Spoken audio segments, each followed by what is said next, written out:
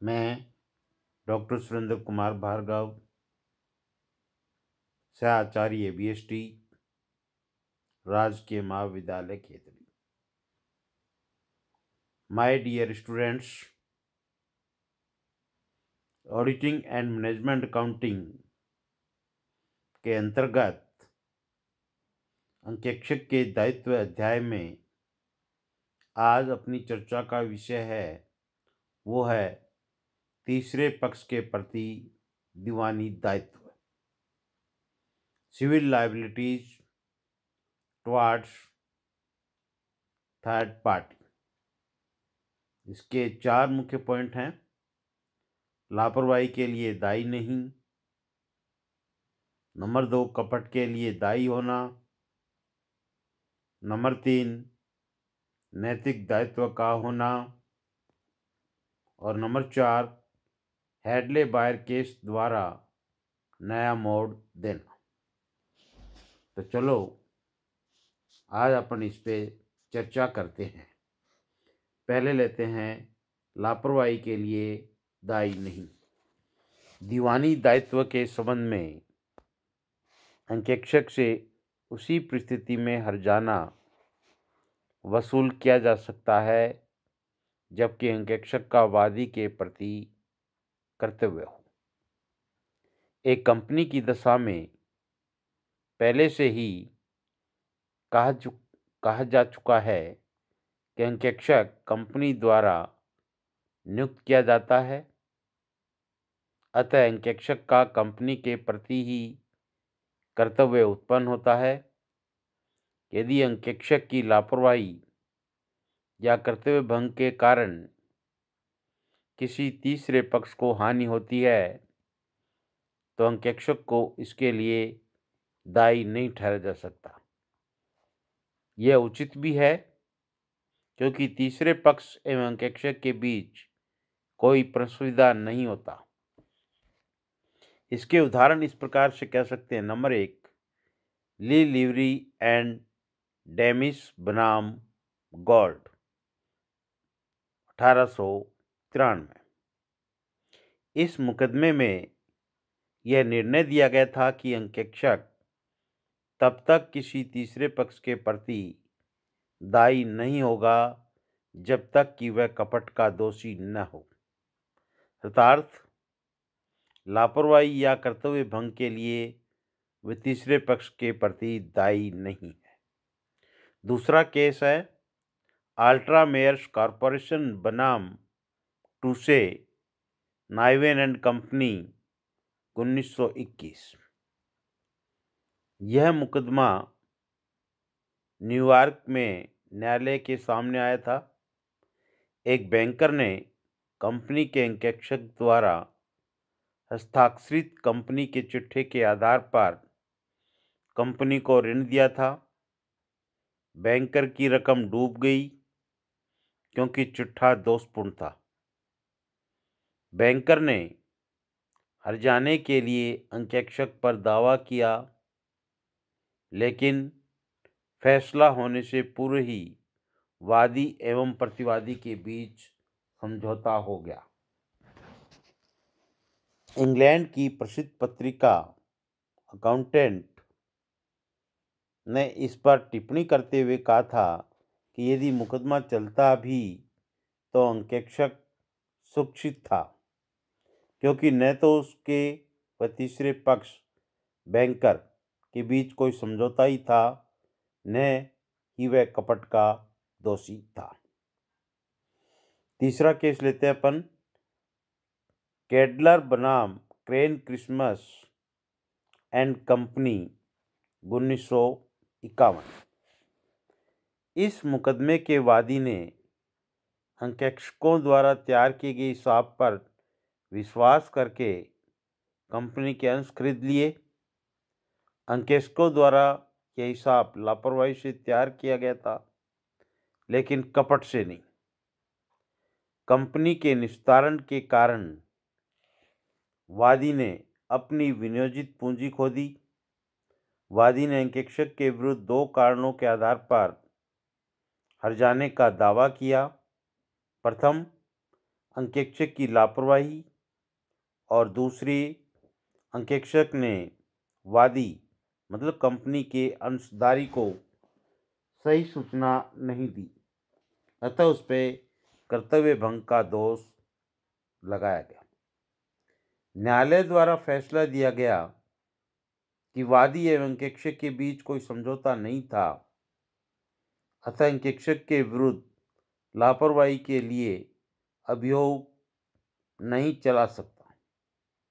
दूसरे कारण के संबंध में फैसला दिया गया कि वादी ने पूंजी का विनियोग पहले किया और वह अंशधारी बाद में बना, अतः उसके प्रति कर्तव्य भंग का सवाल ही नहीं उठता। केस नंबर 4 अपन देखते हैं। आयकर आयुक्त मद्रास बनाम जीएम दांडेकर 1952। जीएम दांडेकर को करदाता के हिसाब किताब का अंकेक्षण करके आयकर रिटर्न्स तैयार करने का कार्य सौंपा गया था। उन्होंने हिसाब किताब की जांच की तथा रिटर्न को तैयार किया और चिट्ठी को सही प्रमाणित कर दिया।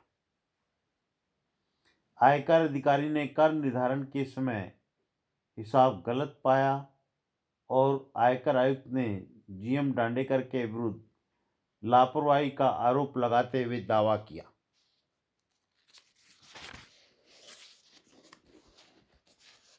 न्यायालय ने फैसला दिया कि चार्टर्ड अकाउंटेंट का आयकर विभाग के प्रति ऐसा कोई कर्तव्य नहीं है कि वह उसकी जांच करे कि करदाता का हिसाब किताब सही है अथवा नहीं। यह कार्य आयकर ट्रिब्यूनल का है और कर्तव्य के अभाव में लापरवाही नहीं हो सकती। पॉइंट नंबर 2 मुख्य पे आते हैं अपन, कपट के लिए दायी होना। अंकेक्षक लापरवाही या कर्तव्य भंग के लिए तीसरे पक्ष के प्रति दायी नहीं है, लेकिन यदि वह कपट का दोषी है तो तीसरे पक्ष के प्रति भी दायी होगा।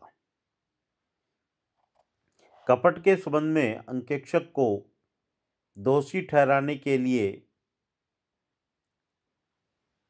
ये बातें सिद्ध करनी आवश्यक है। नंबर 1, अंकेक्षक ने जो कथन दिया वह असत्य था। नंबर 2, वह जानता था कि कथन असत्य है अथवा जानबूझकर अनजान बन गया कि कथन सही है या नहीं।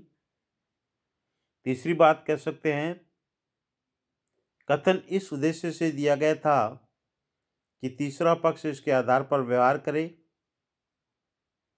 चौथी बात कह सकते हैं हम, तीसरे पक्ष ने इस कथन पर विश्वास करके इसके आधार पर व्यवहार किया और उसे हानि उठानी पड़ी। मैंने जो 4 बात बताई हैं, यदि इनमें से एक बात भी सिद्ध न हो तो अंकेक्षक के विरुद्ध कपट का दावा खारिज हो जाने की संभावना हो सकती। नंबर 3 बात है नैतिक दायित्व का होना।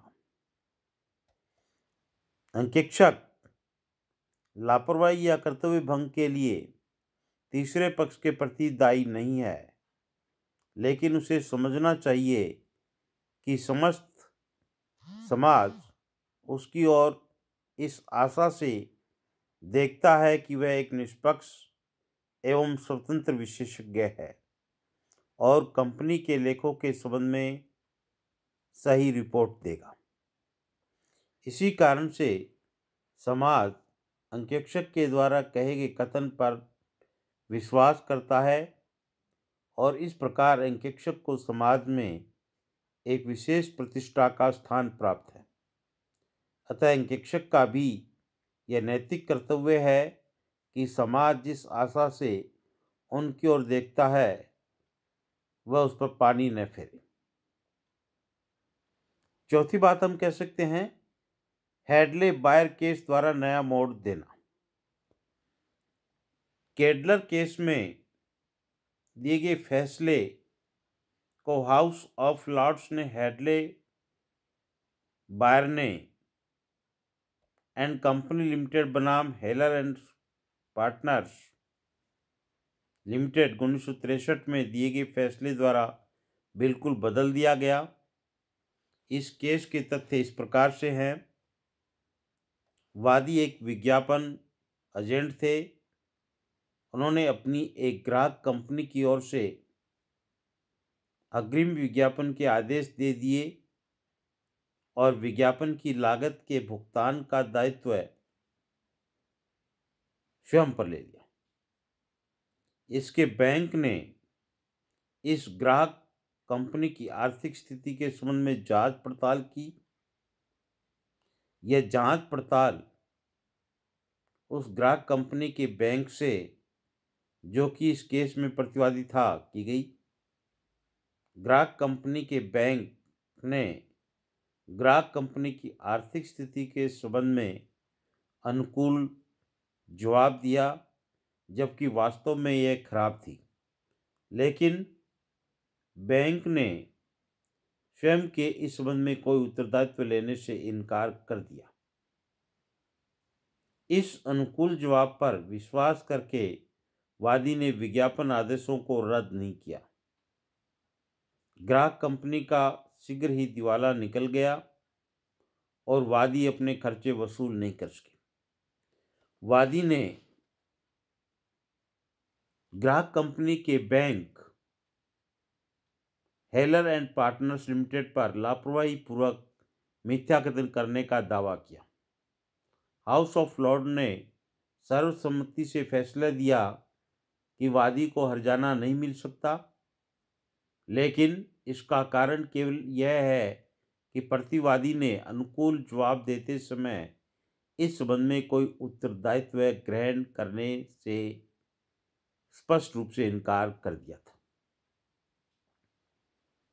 इस मुकदमे में दिए गए फैसले के आधार पर अंकेक्षक तीसरे पक्ष के प्रति लापरवाही के लिए भी उत्तरदायी होगा, लेकिन इसके फलस्वरूप अंकेक्षकों के विरुद्ध कोई बहुत से मुकदमे होने की संभावना नहीं है, क्योंकि न्यायालय रीति रिवाज एवं व्यवहार को बहुत मान्यता देते हैं और जब तक अंकेक्षक अपना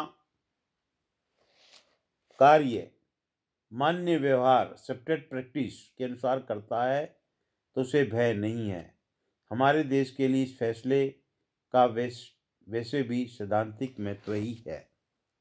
इस प्रकार से ये थे तीसरे पक्ष के प्रति दीवानी दायित्व, और मैं अगले वीडियो में आपके समक्ष सह अपराध दायित्व क्रिमिनल लायबिलिटी लेकर के उपस्थित होऊंगा।